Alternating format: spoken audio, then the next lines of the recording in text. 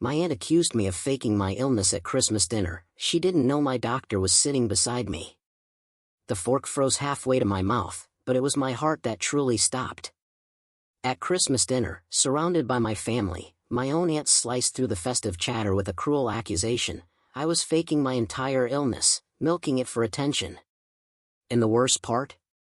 My neurologist, the woman who knew every agonizing detail of my struggle, was sitting right there, my plus one. Aunt Carol's voice, sharp and dismissive, cut through the room. "Oh, come on, Lena. We all know you're milking this whole sick routine for attention. You've been doing it since you were 12. 23 people, my entire extended family, went dead silent. My grandmother's wine glass stopped midair. My younger brother stopped chewing. Every single eye at that long dining table turned to me. Some with morbid curiosity, others with that uncomfortable, averted gaze people get when they witness a car crash. My face flushed, hot and prickling, and my hands started to shake, that familiar, dreadful tremor that signals a flare is coming. Across from me, Dr. Nina Okafor, my neurologist of 3 years, slowly, deliberately, placed her napkin on the table. She was there as my guest because my family had insisted I bring someone to make the gathering less awkward after my recent divorce. But awkward was now an understatement. Carol, emboldened by the stunned silence, pressed on. "I mean, look at her. She looks fine to me, but somehow she's always too sick to work, too sick to help with family events, too sick to do anything except sit around collecting disability checks while the rest of us actually contribute to society." Dr. Okafor's expression, which had been politely attentive just moments ago, shifted. It hardened, becoming clinical, focused. But before she could even open her mouth, Carol was already building momentum. "My neighbor's daughter has the same thing Lena claims to have, and she works full-time as a nurse. She doesn't make excuses or expect everyone to cater to her. She just gets on with life like an adult." Carol took a long, self-righteous sip of wine, her face flushed with alcohol and conviction. "I've been saying this for years, but nobody wants to hear it. Lena learned early that playing sick gets her sympathy and special treatment. First, it was stomach aches to skip school. Then, migraines to avoid family obligations. Now, it's this fancy diagnosis that nobody can prove." She actually made air quotes around the word diagnosis. That was it. Something inside me just snapped.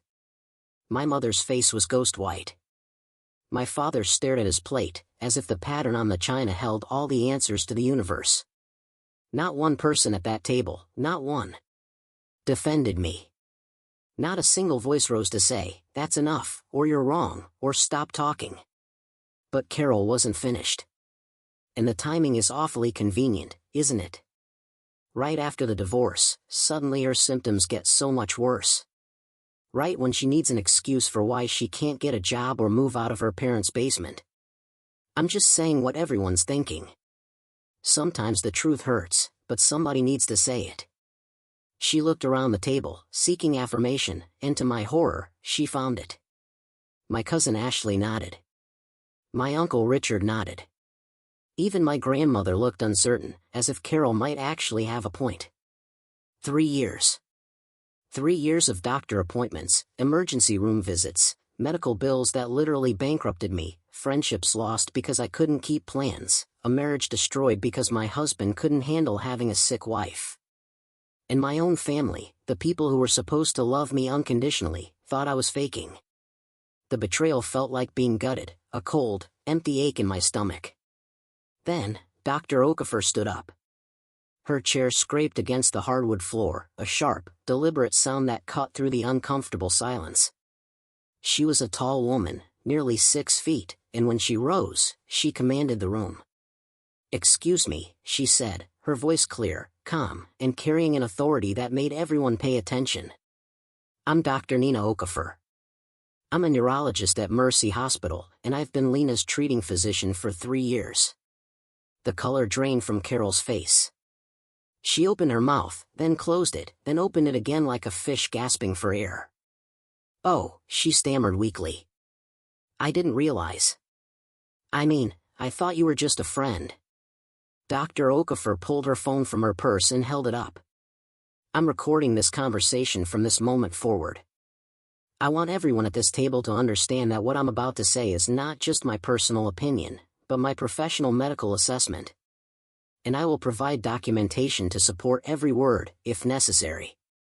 She looked directly at Carol, her gaze unwavering. What you just said constitutes harassment of a disabled person. It demonstrates a fundamental misunderstanding of chronic illness, and it's causing direct harm to my patient's mental and physical health. I've watched Lena's vitals change just in the past 2 minutes. Her hands are shaking. Her breathing has become rapid and shallow. She's experiencing a stress response that will likely trigger a symptom flare that could last days, or even weeks. Carol tried to speak, but Dr. Okafor held up her hand. I'm not finished. Lena has postural orthostatic tachycardia syndrome, commonly called POTS. It's a form of dysautonomia, a dysfunction of the autonomic nervous system. Her body cannot properly regulate blood pressure, heart rate, digestion, temperature control, or dozens of other automatic functions that healthy people never think about. Standing up can make her heart rate spike to 160 beats per minute. Eating a meal can cause her blood pressure to drop so low she passes out. Taking a hot shower can trigger symptoms that feel like a heart attack. She spoke calmly, methodically, like she was teaching a medical school class. POTS is not visible. There's no rash, no obvious deformity, no clear external sign that someone is suffering. But that doesn't make it any less real, or any less debilitating. Lena has been hospitalized 14 times in the 3 years I've treated her. She's had countless tests, procedures, and treatments. She takes 9 medications daily just to manage her symptoms enough to have any quality of life. My mother had tears running down her face. My father had finally looked up from his plate, his expression shifting from embarrassment to something akin to horror. Carol sat frozen, wine glass still in hand, staring at Dr. Okafor like her entire worldview was crumbling before her eyes. Your neighbor's daughter who works as a nurse, Dr. Okafor continued, either she doesn't have POTS, or she has a very mild case, or she's suffering terribly and hiding it because people like you have made her feel like she has to prove her worth by destroying her health. POTS exists on a spectrum. Some patients can work full-time with accommodations. Others are completely bedbound. Lena falls somewhere in the middle. She has good days and bad days, but even her good days would be unbearable for most healthy people. Dr. Okafor then turned to address the entire table. Invisible illnesses are still real illnesses. Chronic conditions don't care about your opinions or your skepticism. And family members who accuse sick relatives of faking are causing measurable harm that often makes the condition worse. She sat back down and looked at me. Lena, would you like to leave? Because I think we should go. I nodded, not trusting my voice. My hands were shaking so badly, I couldn't have held my fork anyway. My heart was racing, that familiar feeling of my body betraying me, adrenaline flooding my system with nowhere to go.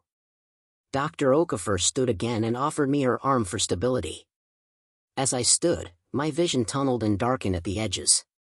My heart rate spiked, and I felt that terrible lightheadedness that meant I might pass out. Dr. Okafor steadied me, her hand firm on my elbow, and we walked slowly toward the door.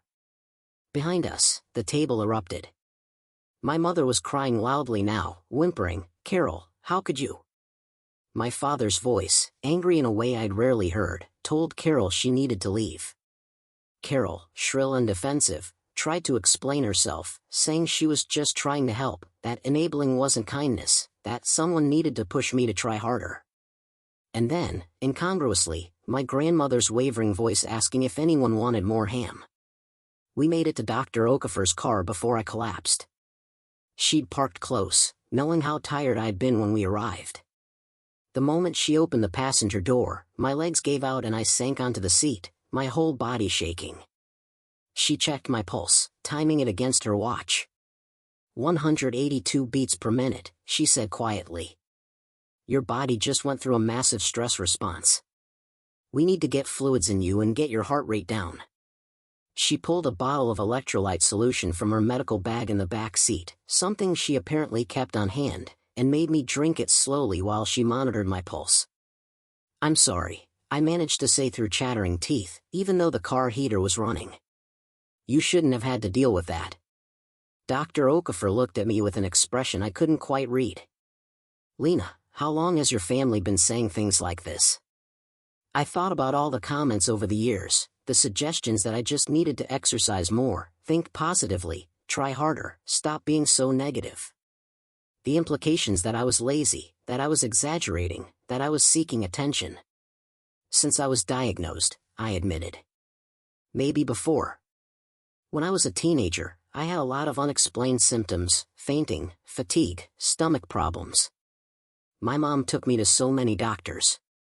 When they couldn't find anything obvious, my dad started saying I was just anxious or stressed. That it was all in my head. When I got the POTS diagnosis at 24, part of me was relieved because it meant I wasn't crazy. But my family acted like the diagnosis changed nothing. They still treated me like I was making excuses. Dr. Okafor's jaw tightened. "Your medical records show a pattern of delayed treatment and misdiagnosis because doctors didn't take your symptoms seriously. Your family's attitude likely contributed to that. If you've been taught from childhood that your symptoms aren't real, you learn to minimize them, to doubt yourself, to not advocate for proper care." She checked my pulse again. 165. "It's coming down, but you're still tachycardic. I'm going to drive you to my apartment. You're in no condition to be alone tonight, and I don't trust that you won't have a severe flare from this stress." I started to protest, but she shook her head. "This isn't optional. You're my patient, and right now you need medical supervision. I have a guest room. You'll stay there tonight, and we'll reassess in the morning." She started driving, navigating the dark streets with the confidence of someone who'd lived in the city for years.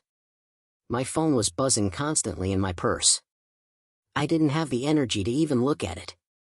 "My family is going to be so angry," I said, more to myself than to her. "Let them be angry," Dr. Okafor said firmly. "What your aunt did was cruel. What your family did by not defending you was worse. Silence in the face of cruelty is complicity." She glanced at me. "I need to ask you something, and I want you to be completely honest. Has your family's attitude toward your illness affected your treatment decisions or your quality of life?" I felt tears starting, the kind I'd been holding back for years. I stopped using my wheelchair in public because my cousin made comments about me being lazy. I push myself past my limits at family events because I'm afraid they'll say I'm not trying. I've skipped medications that help because they're expensive, and my dad made me feel guilty about the cost. Dr. Okafor pulled over suddenly, parking on a quiet residential street. She turned to face me fully. "Lena, what I'm about to tell you is something I should have addressed earlier, but I didn't realize the extent of what you were dealing with. Your family is medically abusing you. That's the clinical term. They're denying the reality of your condition.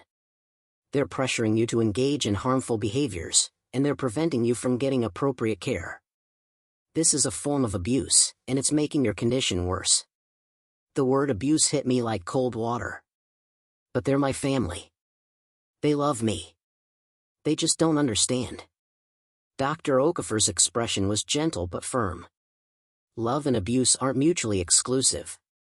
People can love you and still harm you, especially when they're operating from ignorance, denial, or their own emotional needs. Your aunt's outburst tonight, that wasn't about you. That was about her need to feel superior, to have simple answers to complex problems, to maintain her worldview where illness only happens to people who don't try hard enough.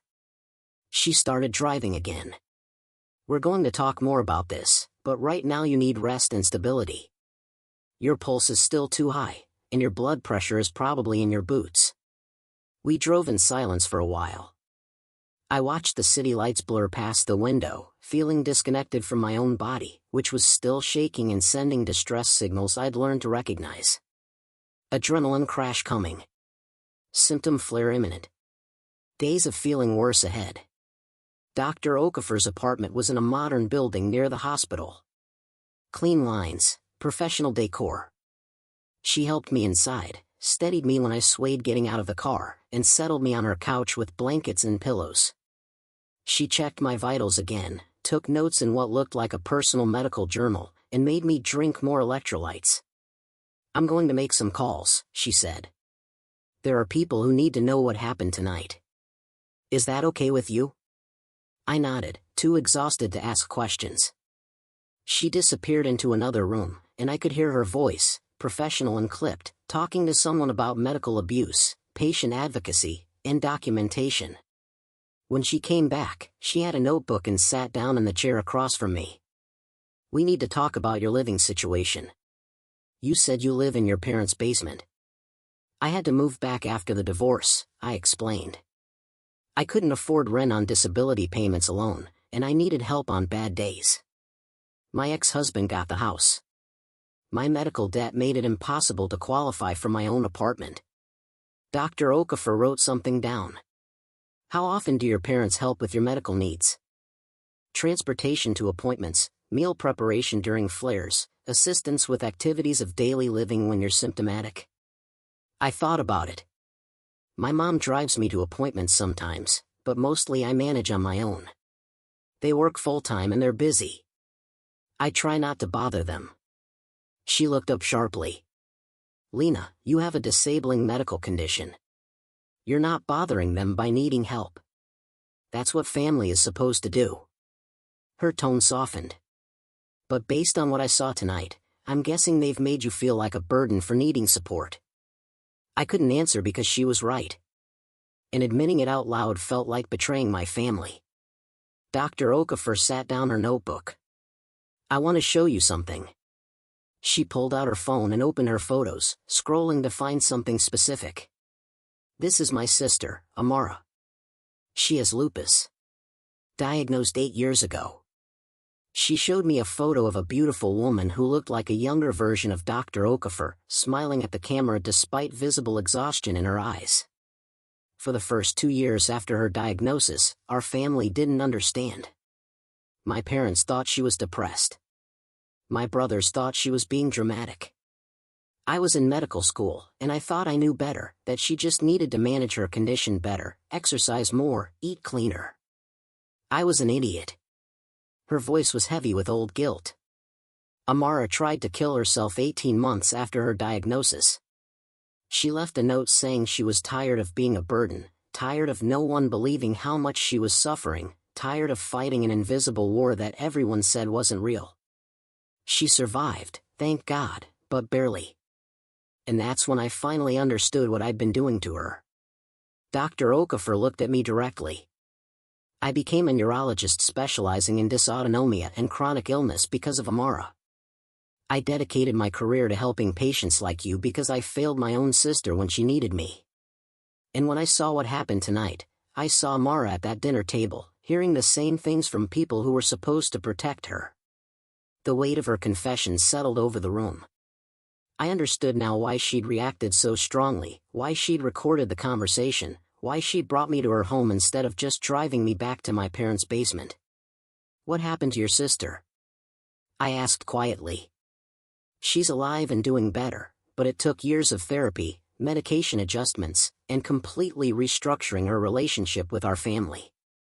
She had to set hard boundaries. She stopped going to family events where people questioned her illness. She cut off relatives who refused to educate themselves. It was painful, but it saved her life."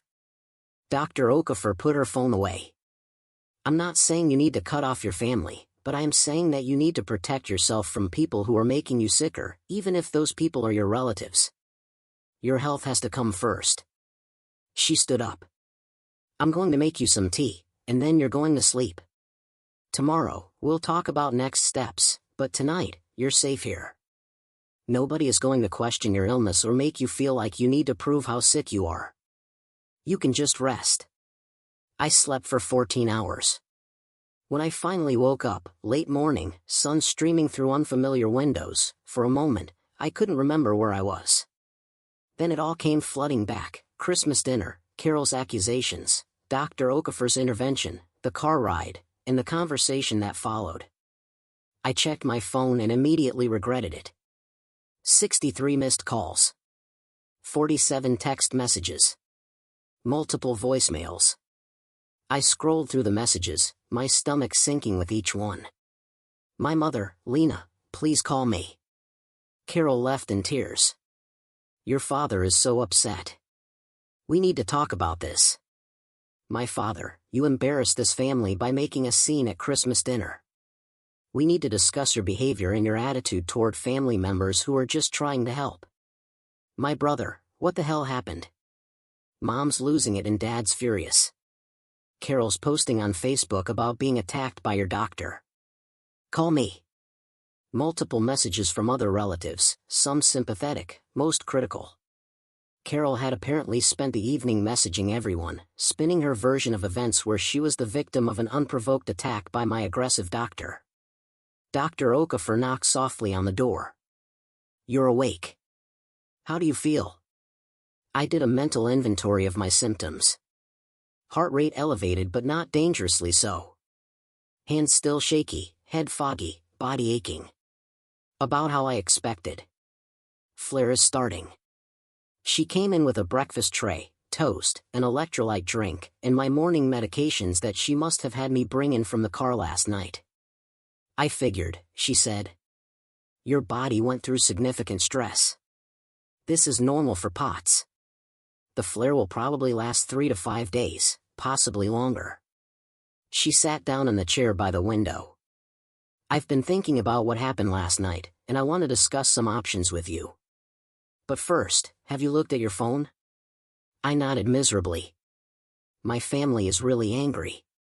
Carol's telling everyone I attacked her. My dad says I embarrassed the family. Dr. Okafor's expression hardened. Let me see your phone. I handed it over, watching her scroll through the messages, her frown deepening. She screenshot several of them, then handed the phone back. Those messages are going in your medical file as documentation of ongoing family dysfunction affecting patient health. And I'm going to be very direct with you now. Your family's response to last night confirms everything I suspected. They're more concerned about their image and Carol's feelings than about your health and well-being. She pulled out her notebook again. I made some calls this morning.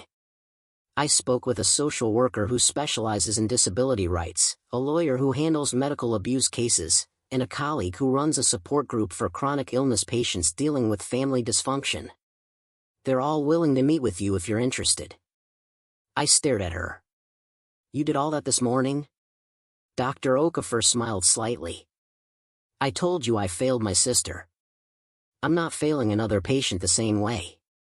You need resources and support beyond what I can provide as your doctor. Last night showed me that your medical condition is being significantly worsened by your family environment. As your physician, I have an ethical obligation to address that. She handed me a piece of paper with 3 names and phone numbers. These are your options, but I want to suggest something else as well. I think you should consider finding alternative housing. Living with people who don't believe your illness is real and who actively undermine your treatment is dangerous for your health. I can't afford my own place, I said, feeling defeated before we even started this conversation. Disability payments don't cover rent in this city, and I can't work full-time. Dr. Okafor nodded. I know. That's why I called Teresa Vaughn this morning. She's the social worker. She specializes in finding housing solutions for disabled adults who need to escape unhealthy family situations. There are options: subsidized housing for people with disabilities, shared housing with other chronic illness patients, medical foster care for adults in some cases.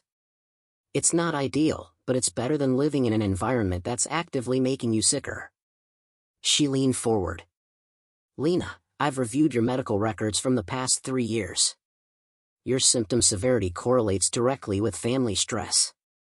After family events, you consistently have increased emergency room visits, medication adjustments, and symptom flares.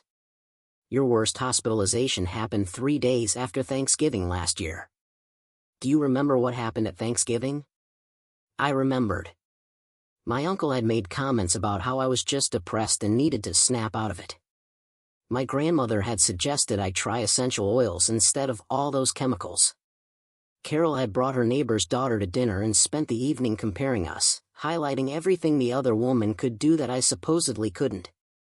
I ended up in the ER with a heart rate over 180 that wouldn't come down, I said quietly. They kept me for 3 days. Dr. Okafor nodded. Exactly. Your family environment is a direct threat to your physical health. This isn't about hurt feelings or family drama. This is about your survival. The word survival felt dramatic, but looking at my medical history, maybe it wasn't. How many times had I pushed myself past my limits because family members made me feel guilty for resting? How many medications had I skipped or delayed because I didn't want to burden my parents with pharmacy costs? How many times had I ignored warning signs of a serious flare because I didn't want to be accused of exaggerating? I don't know if I can do this, I admitted. They're my family. I've already lost my husband, my career, most of my friends. If I lose my family, too, I'll have nothing. Dr. Okafor's expression was understanding but firm. You'll have your health, or at least the best health you can manage with POTS. And you'll have the opportunity to build a support system of people who actually believe and support you. Quality matters more than quantity when it comes to relationships. She stood up. I'm not going to pressure you to make any decisions today. You're in the middle of a flare and you're not in the right headspace for major life choices. But I want you to think about something. If your family's attitude toward your illness doesn't change, what does your life look like 5 years from now, 10 years? Can you sustain this level of stress and invalidation while managing a chronic condition? The question haunted me for the rest of the day. I stayed at Dr. Okafor's apartment, resting and trying to manage my symptoms. She checked on me between her own weekend errands, making sure I was eating and staying hydrated. She didn't pressure me about the phone calls or messages from my family. Just let me exist in a space where nobody questioned whether I was really sick. That evening, my brother showed up at Dr. Okafor's apartment building.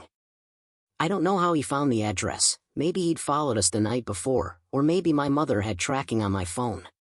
Dr. Okafor answered the intercom, her voice cold. Unless you're here to apologize to your sister, you need to leave. My brother's voice came through, tiny and frustrated. I need to talk to Lena. Our parents are freaking out. Carol is threatening to sue you for defamation. This whole thing is out of control. Dr. Okafor looked at me. Do you want to see him?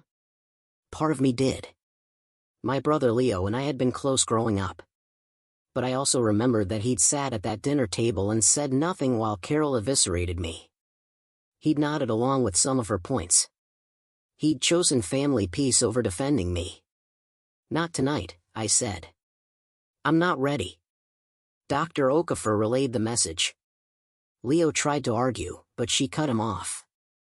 Your sister has a medical condition that's being actively exacerbated by family stress. She's in the middle of a symptom flare that was directly triggered by your aunt's behavior and your family's failure to intervene. When she's ready to talk, she'll reach out. Until then, you need to respect her boundaries. She disconnected the intercom and came back to the living room. Good job setting a boundary. That's harder than it sounds, especially with family. The next morning, my mother called Dr. Okafor directly.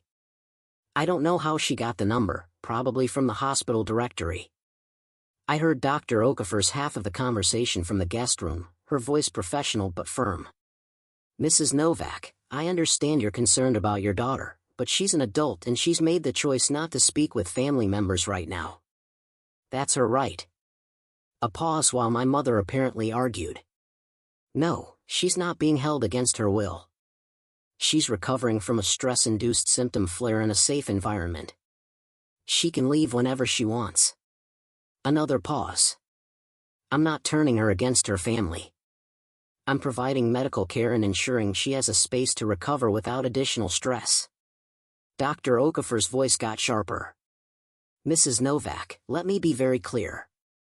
What happened at Christmas dinner was not acceptable. Your daughter was publicly humiliated and accused of faking a legitimate medical condition by a family member, and not one person at that table defended her. That failure has consequences. If you want to rebuild your relationship with Lena, you need to acknowledge the harm that was done and take concrete steps to educate yourself about her condition. A longer pause. I'm going to give you the number for a family therapist who specializes in chronic illness. I strongly suggest you make an appointment. Until then, Lena will contact you when she's ready. She hung up and came into the guest room. Your mother is very upset. She wants you to come home so you can talk this through as a family. Her tone made it clear what she thought of that idea. She thinks you're manipulating me, I guessed. Dr. Okafor nodded. She said I'm taking advantage of your vulnerability to drive a wedge between you and your family. She suggested I have boundary issues with my patients and possibly unethical motivations. She sat down on the edge of the bed. Lena, I want to be completely transparent with you. What I'm doing is unusual. Most doctors would have intervened at the dinner, maybe made a statement about your condition, and then backed off.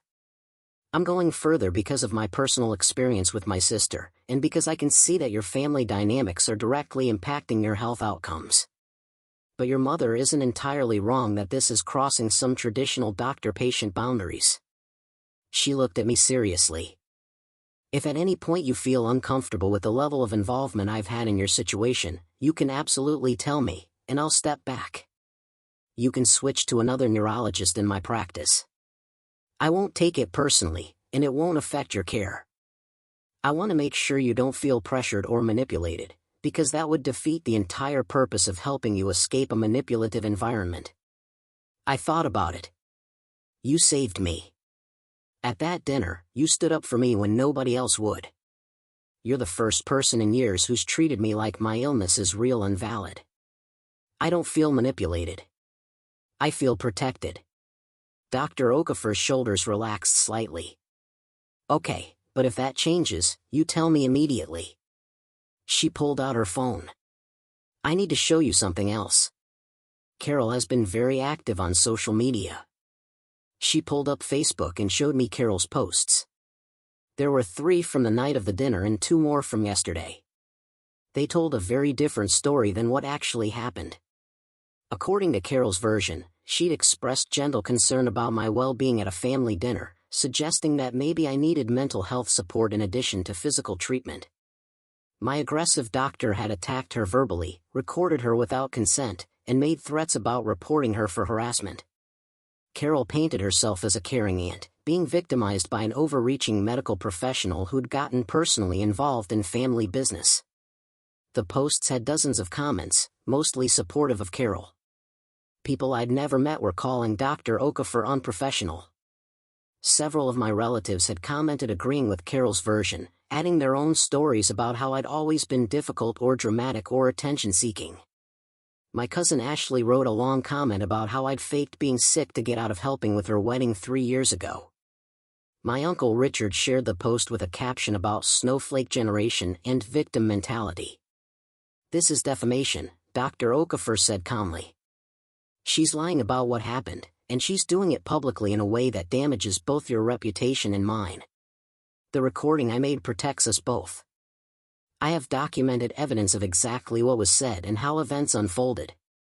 She screenshot the posts. I'm sending these to the lawyer I mentioned. Her name is Patricia Keene. She handles cases involving medical discrimination and family abuse. She's going to want to talk to you about a potential restraining order against Carol and possibly a defamation suit. A lawsuit against my aunt. The idea felt surreal. It sounds extreme, I know, but look at what she's doing. She's not just refusing to apologize or acknowledge what happened. She's actively lying about events to make herself look like a victim and to further damage your credibility. This is a pattern of behavior designed to isolate you and make it harder for you to get support. It's abusive, Lena, and it needs to stop. I looked at the Facebook posts again, reading the comments from relatives who were supposed to love me, seeing how quickly they'd accepted Carol's lies, how eager they were to believe I was the problem. Maybe Dr. Okafor was right. Maybe this wasn't about family drama or misunderstandings. Maybe this was abuse. And maybe I'd been too close to it for too long to see it clearly. Okay, I said quietly. I'll talk to the lawyer. Dr. Okafor nodded. Good. She can meet with us tomorrow afternoon if you're feeling up to it. But today, you need to rest and let your body recover from the flare. I'm going to make lunch, and then I have some work to catch up on. You're welcome to watch TV, read, whatever you need. That afternoon, while Dr. Okafor worked in her home office, I lay on the couch and let myself fully feel everything I had been suppressing. Grief for the family I wished I had. Anger at years of invalidation and dismissal. Fear about what came next. Relief that someone finally believed me. It all crashed over me in waves, and I cried until I had no tears left. My phone buzzed with another message. This time it was from my father. Your mother is very upset. You've always been selfish, but this is a new low. After everything we've done for you, letting you live here rent-free, driving you to appointments, and this is how you repay us? By having your doctor attack your aunt and then hiding out like a child. You need to come home, apologize to Carol, and start acting like a grateful adult. We raised you better than this. I read the message 3 times, looking for any acknowledgement of what Carol had said, any concern for how I was doing, any recognition that maybe I was the one who deserved an apology. There was nothing. Just anger that I'd disrupted family harmony, and expectations that I should apologize for being humiliated. I screenshot the message and forwarded it to Dr. Okafor. She came out of her office immediately. This is going in your medical file. This is also going to the lawyer. Your father is explicitly stating that they expect you to apologize to your abuser and threatening your housing stability if you don't comply. That's coercion. She sat down next to me. I need to tell you something, and it's going to be hard to hear. Your family isn't going to change. I've seen this pattern before. When someone in a family system starts setting boundaries and refusing to accept abuse, the family usually doubles down. Instead of self-reflecting, they increase pressure, make threats, recruit other family members to their side, anything to force the person back into their assigned role. She paused. Your assigned role in your family is the identified patient, the problem person, the one who's never quite good enough. Your illness confirmed that role in their minds. If you start refusing to play that part, if you start demanding respect and validation, the whole family system gets disrupted. They're not going to like that. So, what do I do? I felt helpless, trapped between impossible choices. You build a new life. It sounds dramatic, but that's what it takes. You find housing that's not dependent on them. You create boundaries around contact and communication. You build a support system of people who understand chronic illness. You focus on managing your health without their interference. And yes, you probably end up with a smaller family, but the people who remain are actually good for you. She squeezed my hand. The lawyer tomorrow will help you understand your legal options. The social worker will help you find housing resources. The therapist I want you to see will help you process the emotional impact of everything. You're not alone in this. There are professionals and support systems designed specifically to help people in your situation. That night, I barely slept. My mind kept spinning through scenarios, imagining confrontations, playing out conversations where I finally said everything I had been holding back for years. By morning, I felt exhausted, and my symptoms were worse. Heart rate elevated, blood pressure unstable, brain fog so thick I could barely think clearly. Patricia Keene, the lawyer, arrived at Dr. Okafor's apartment at 2 in the afternoon. She was a woman in her 50s with gray-streaked hair and the kind eyes of someone who'd heard every terrible story and still managed to maintain compassion. She set up her laptop on the dining table and pulled out a legal pad covered in notes. Dr. Okafor briefed me on your situation and sent me the recording from Christmas dinner, plus screenshots of the subsequent messages and social media posts. I've reviewed everything, and I want to start by saying you have several strong legal options here. She opened her laptop and pulled up a document. First, let's talk about what happened at the dinner. Your aunt made false statements about your medical condition in front of multiple witnesses. She accused you of faking a disability for financial gain. That's defamation. The fact that your doctor immediately corrected her with medical facts doesn't erase the harm of the initial statements. Then she went on social media and doubled down, making additional false claims that have been seen by hundreds of people. That's ongoing defamation with measurable damages. Patricia looked at me directly. I want to be honest with you. Family lawsuits are emotionally brutal. Even when you're legally in the right, the process of suing a relative tears apart whatever relationship remains. Your extended family will take sides. People who've been neutral will be forced to choose. It gets ugly, she paused. But sometimes ugly is necessary. Sometimes the only way to protect yourself is to use legal tools, even against family members. The question is, are you prepared for that? I thought about my father's message, my mother's phone call to Dr. Okafor, Carol's Facebook posts, the relatives commenting and sharing and adding their own attacks. They've already torn it apart, I said. I'm just recognizing it now. Patricia nodded approvingly. Good. That's the clarity we need. So, here's what I propose. We send a cease and desist letter to Carol demanding she remove all social media posts about you and refrain from making further statements about your medical condition. We give her 10 days to comply.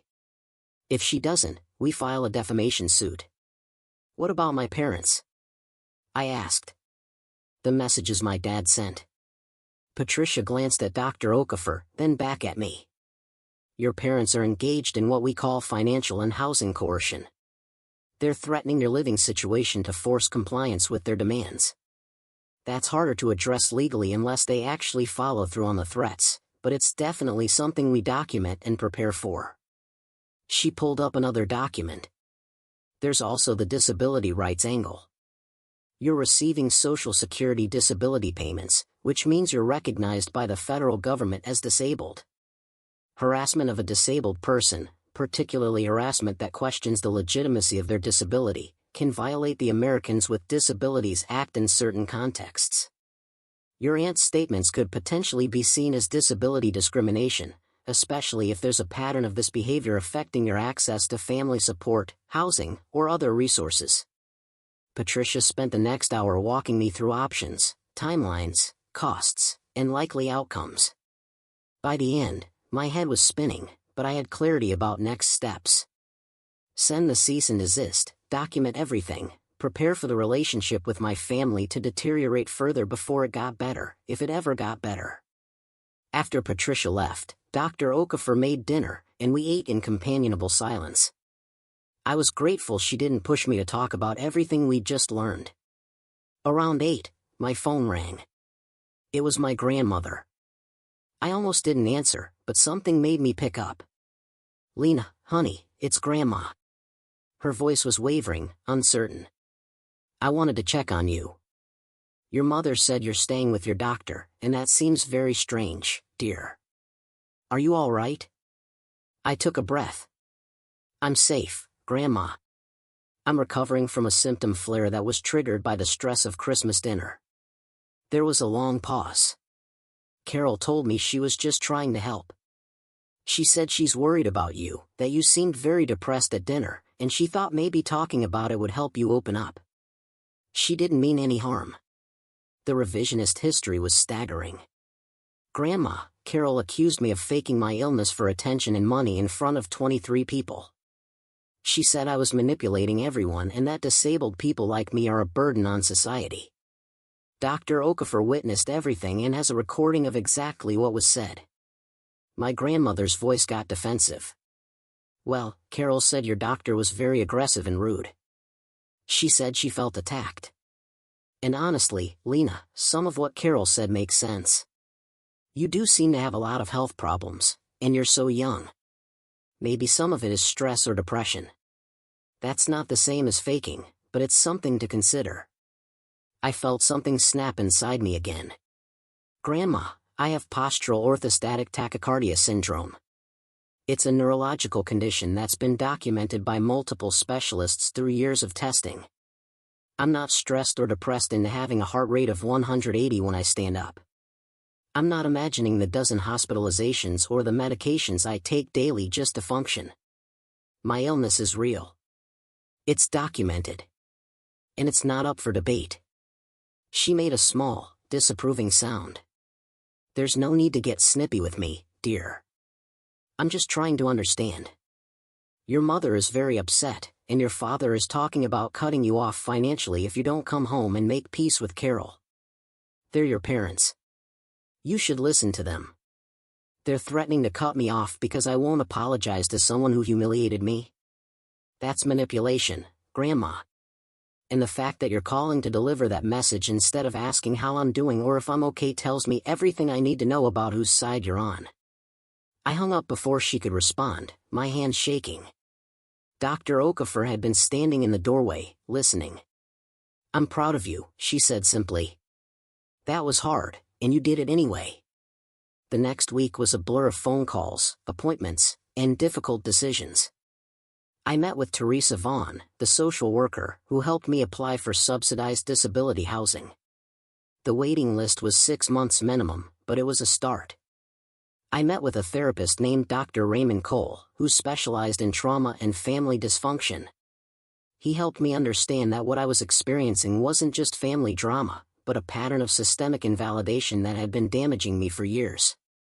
Patricia sent the cease and desist letter to Carol. Her lawyer responded with a letter of his own, claiming Carol had done nothing wrong and threatening to countersue for harassment. Patricia wasn't impressed. Empty threats. They know they don't have a case. My parents called constantly. My father left voicemails that progressed from angry to pleading to threatening. My mother showed up at Dr. Okafor's building twice, trying to get past the security desk. My brother sent long texts about how I was destroying the family and making everything about me. Extended relatives picked sides. A few, very few, reached out to offer support. My mom's sister, Aunt Grace, called to say she'd always known something was wrong with how the family treated me.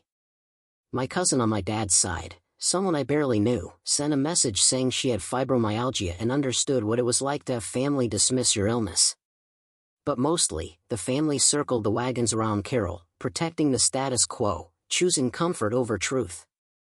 On New Year's Eve, exactly 1 week after Christmas dinner, Carol's lawyer informed Patricia that Carol would not be removing her social media posts and believed she had every right to share her concerns about her niece's well-being.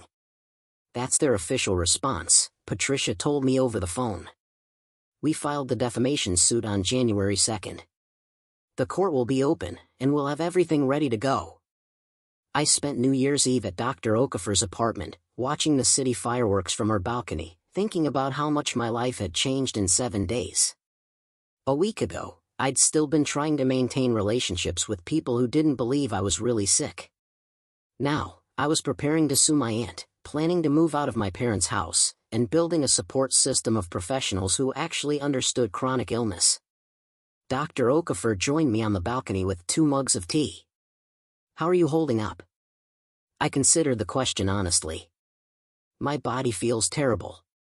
The flare is still active and probably will be for another week at least. Emotionally, I'm a mess. I'm grieving the family I thought I had while trying to accept the family I actually have. But underneath all of that, I feel something I haven't felt in years. I paused, searching for the right word. Hope. I feel hope that things might actually get better. Dr. Okafor smiled. They will. Not quickly and not easily, but they will. You're doing the work. You're setting boundaries. You're choosing your health over family approval. That's incredibly hard, but it's the only way forward. The lawsuit was filed on January 2nd. Within 24 hours, my entire extended family knew. My phone exploded with messages, almost all negative. I was called ungrateful, vindictive, money-hungry, selfish. Multiple relatives accused me of attacking a family member who was just trying to help. My parents sent a formal letter through their own lawyer, stating that I was no longer welcome in their home and needed to retrieve my belongings by January 15th, or they would be donated. The housing coercion Patricia had warned about was happening. But I had a plan. Dr. Okafor had a colleague, another doctor with dysautonomia patients, who ran a shared housing program for chronically ill adults. There was an opening in a 3-bedroom house where 2 other young women with chronic conditions lived. The rent was subsidized through a medical charity. I could move in immediately. On January 10th, with Dr. Okafor, Teresa the social worker, and Leo, despite his conflicted feelings about everything, helping, I retrieved my belongings from my parents' basement. My mother stood in the driveway, crying, begging me to drop the lawsuit and come back home. My father wouldn't even come outside, just watched from the window with his arms crossed. The house I moved into was small but clean, with 2 housemates who understood what it meant to have good days and bad days, who didn't question when I needed to rest or when I couldn't do certain activities. Rachel had Ehlers-Danlos syndrome. Maya had chronic fatigue syndrome. We had an unspoken understanding that illness wasn't weakness, and needing help wasn't failure. The lawsuit moved forward slowly, as legal cases do. Carol's lawyer tried multiple times to get it dismissed. Patricia shot down every attempt with documentation, recordings, and medical evidence. Discovery revealed that Carol had been making similar statements about me to family members for years, creating a pattern of defamation that strengthened our case. In March, Carol's lawyer approached Patricia about settling. They offered to have Carol remove the Facebook posts and issue a brief statement saying she'd been misinformed about my condition. Patricia presented the offer to me. "It's weak. We can do better at trial, but it's your choice." I thought about it.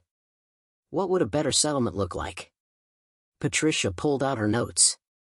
Public apology specifically stating that your condition is real and legitimate. Removal of all social media posts.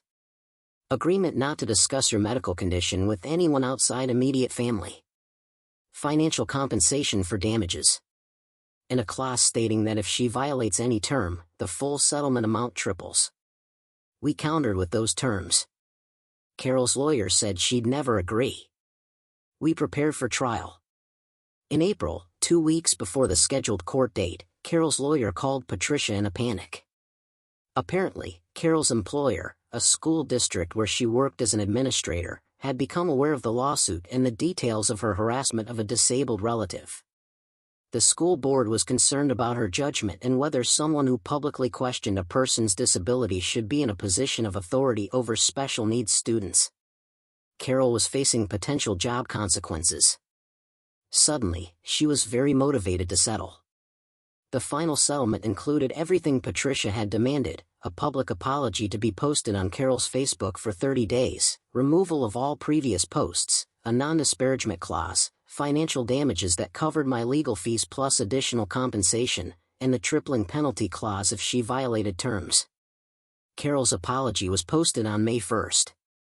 It was brief and clearly written by her lawyer, but it was public, and it was permanent. I made incorrect and harmful statements about my niece, Lena Novak's medical condition. Lena has been diagnosed with postural orthostatic tachycardia syndrome, a legitimate chronic illness. My statements were not based on medical knowledge, and I should not have questioned her diagnosis. I apologize for any harm caused. The comments on the post were mixed. Some relatives doubled down on supporting Carol, but others, seeing the formal legal apology, started questioning the narrative they'd been sold. A few reached out to me privately to apologize for believing Carol's version. My grandmother called in tears, saying she hadn't realized how serious things were, how wrong Carol had been. I accepted her apology, but maintained boundaries. Trust, once broken that thoroughly, took time to rebuild, if it could be rebuilt at all. My parents never apologized. They maintained that I'd overreacted, that suing Carol was vindictive and unnecessary, that I'd chosen to destroy the family over a simple disagreement. They sent occasional messages asking when I'd be ready to reconcile, but always with the unspoken assumption that reconciliation meant I would apologize and return to my old role. I stopped responding. Dr. Raymond Cole, my therapist, helped me understand that I couldn't make them see what they refused to see. Couldn't make them acknowledge harm they weren't willing to recognize. The best I could do was protect myself and build a life that didn't depend on their validation. Dr. Okafor continued to be not just my doctor, but a genuine friend. She introduced me to her sister, Amara, who became a mentor and support as I navigated life with chronic illness. Through Amara, I connected with online support groups and local meetups for people with dysautonomia and related conditions. I found community among people who understood invisible illness, who didn't need me to prove I was sick, who celebrated good days and supported bad days without judgment. My health didn't magically improve. POTS doesn't work that way. But without the constant stress of family and validation, my symptoms became more manageable. My flares were less frequent and less severe. I could focus on treatment and self-care without guilt. I learned to use my wheelchair on bad days without shame. I adjusted medications without worrying about the cost or my parents' opinions. I built a life that worked for my body instead of trying to force my body to work for other people's expectations. By summer, I'd started volunteering with a disability rights organization, helping other chronically ill people document medical abuse and navigate family dysfunction. I shared my story anonymously on support forums, and the response was overwhelming. Dozens of people messaged saying they'd experienced similar situations, that seeing someone successfully stand up to family invalidation gave them courage to set their own boundaries. In August, my brother Leo reached out, asking to meet for coffee. I was hesitant, but agreed. We met at a cafe near my new house, and for the first time since Christmas, we talked honestly. "I should have defended you," he said immediately. At the dinner, in the aftermath, all of it. I was wrong. I let family pressure convince me that keeping peace was more important than standing up for what was right. "I'm sorry." I appreciated the apology, but I needed more. "Why didn't you defend me?" In that moment, when Carol was saying all those things, why did you stay silent? Leo stared at his coffee. "Because I believed some of it. Not all of it, but some. You've been sick for years, and it's been really hard on Mom and Dad. I saw how stressed they were, how much money your medical stuff cost, how their whole lives revolved around your health. And I guess I started resenting it." When Carol said what she said, part of me thought maybe she had a point. "Maybe you were playing it up a little. Maybe you weren't trying hard enough." He looked up. I was wrong. After the lawsuit, after seeing the medical documentation, after actually researching POTS instead of just assuming I understood, I realized how wrong I was. You weren't playing sick. You were actually sick. And trying to hide how bad it was so we wouldn't think less of you. We talked for 2 hours. Leo apologized for his silence, his complicity, his failure to educate himself about my condition. He asked how he could support me going forward. I gave him resources to read, boundaries to respect, and permission to rebuild our relationship slowly. He was the only family member who did the work to truly understand and change. In October, I attended a disability advocacy conference where I spoke on a panel about family medical abuse. I told my story publicly for the first time, using my real name, owning every detail. The response was powerful. After the panel, a line of people waited to talk to me, sharing their own stories of family members who dismissed their illnesses, who accused them of faking, who made them feel like burdens for being disabled. I exchanged contact information with dozens of people, building a network of mutual support and understanding. One woman, probably in her 60s, gripped my hand with tears in her eyes. "My daughter has been telling me for years that I don't support her illness properly. I didn't understand what she meant until I heard your story. Thank you for helping me see what I've been doing wrong." Moments like that made everything worthwhile. The lawsuit, the family rupture, the difficult rebuilding process. By the time the anniversary of that Christmas dinner rolled around, I was living a completely different life. I had stable housing with housemates who understood chronic illness. I had a support system of medical professionals, therapists, and fellow patients. I had boundaries with family members that protected my health. I had purpose through my advocacy work. And I had self-respect, the kind that comes from refusing to accept mistreatment, even when it cost you everything familiar. Dr. Okafor invited me to her family's Christmas gathering. I was nervous about attending another family holiday after what happened the previous year. But this was different. Amara was there with her husband and kids. Dr. Okafor's parents, who'd learned their lesson about disability through Amara's experience, treated me with genuine kindness and respect. Her brothers asked intelligent questions about pots and accommodations. When I had to sit down during dinner preparation because my heart rate spiked, nobody made it weird. Someone just brought me a chair and continued the conversation. That's what family was supposed to look like. People who made space for your limitations without making you feel less than. People who believed you when you said you weren't feeling well. People who adjusted their expectations instead of demanding you destroy yourself to meet them. As we sat around their dinner table, laughing and sharing stories, I realized I'd finally found what I'd been missing. Belonging without performance. Acceptance without conditions. Love without having to prove I was worthy of it. The family I was born into couldn't give me that. Maybe never could. But the family I'd built, chosen through necessity and courage, offered everything I'd needed all along. My phone buzzed with a text from my mother. "Merry Christmas, Lena. We miss you. Your father and I hope you'll consider coming home for Easter. It's been a year. Surely that's enough time to get over what happened." I showed the text to Dr. Okafor. She read it and shook her head. "They still don't get it." I deleted the message without responding. Maybe someday my parents would do the work to understand why their daughter had disappeared from their lives. Maybe they'd read about POTS, attend therapy, acknowledge the harm they'd enabled and participated in. Or maybe they wouldn't. Either way, I was done waiting for them to change. I was done sacrificing my health and peace for relationships that required me to be smaller, sicker, and more apologetic than I needed to be. I was done being the problem they wanted to fix instead of the person they should have protected. A year after that Christmas dinner where my aunt announced I was faking my illness and my doctor was sitting right there to witness and document every word, I was finally free. Free from the gaslighting, the invalidation, the constant need to prove I was sick enough to deserve compassion. Free to be chronically ill without shame. Disabled without apology. Struggling without judgment. The path to that freedom had been brutal. But on the other side was a life worth living. Surrounded by people who saw me clearly and loved me anyway. That was the real gift, more valuable than any family reconciliation could ever be.